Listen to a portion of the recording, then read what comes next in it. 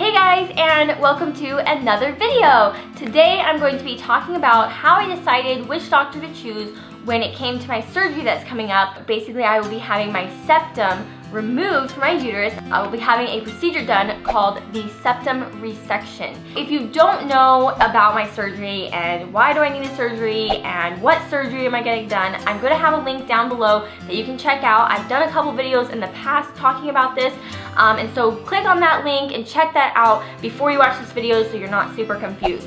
But as many of you know, I do have to have a surgery done. It's kind of been something that I've been talking about for over a year now, since I had Oliver basically. I've always talked about how I'm gonna get that surgery as soon as I'm done nursing Oliver, and right now we're definitely at those final weeks, those final stages of nursing. I plan to be done nursing actually by the end of September, because me and Brian are gonna be heading up to my friend's wedding, and we plan to actually leave Oliver for like 2 nights. It should be a super quick trip. I want to be completely weaned by that time, and I'm hoping that maybe I can even get this surgery done within the next couple months and have my body all healed up, and we can start trying maybe early next year. While I've been talking about all of this, I actually received an email from a subscriber who just basically poured her heart out to me and told me about her decision and her story and how she's had these losses, and she was getting ready to do this surgery and her doctor was just giving her tons of trouble, and she found this doctor in Florida who is just amazing. He basically has this new way of doing the surgery that made it so that you don't even have to wean your child. You will have to obviously pump and dump for the first 24 hours because you'll be under anesthesia and stuff like that, but otherwise he doesn't have you take the hormones or anything. That he actually makes it so that you can nurse right after you have this surgery. So I was super interested, and so I started doing a lot of research. How does my doctor do his surgery? How does this doctor do this surgery? I really started to debate if I should go to Florida and have the surgery done. I was even thinking, well, maybe I'll get the surgery done, you know, when I go to Playlist. I don't know, it was a big decision. So it was interesting because I read this email and I thought, maybe this is God's way of telling me that I need to look into this doctor. Maybe this was God's way of saying, like, this doctor is who you need to go with. So I spoke with this doctor in Florida, and I had a long conversation with him, just discussing how he does the surgery. He basically does it a very special way, a way that I don't think any other doctor does.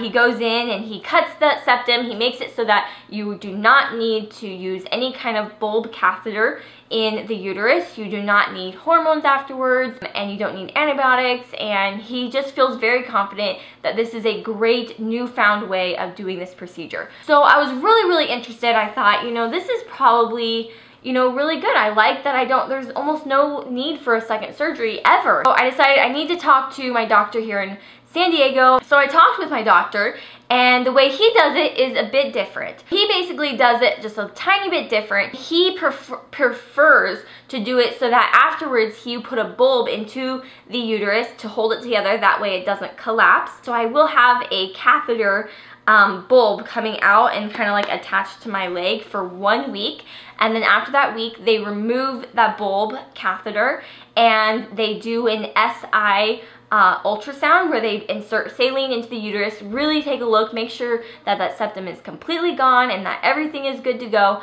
And then for the next like 3-4 weeks they put me on estrogen and progesterone, just to help prevent from any kind of scar tissue. You know, trying to get pregnant pretty soon after that. So I was really conflicted. I really didn't like the fact that I had to wean for the doctor here in town, and this doctor was like, no, you don't have to wean. But the thing is, the truth is, I was planning on weaning already, so I don't really feel like that had a huge factor in my decision. Obviously, I did not like the idea of traveling to Florida. It would just be really hard. In the end, you know, I didn't really mind the catheter. I feel like that's just inconvenient. Am I really willing to go to Florida where it would be really hard to do the surgery just because I would be inconvenienced from the catheter?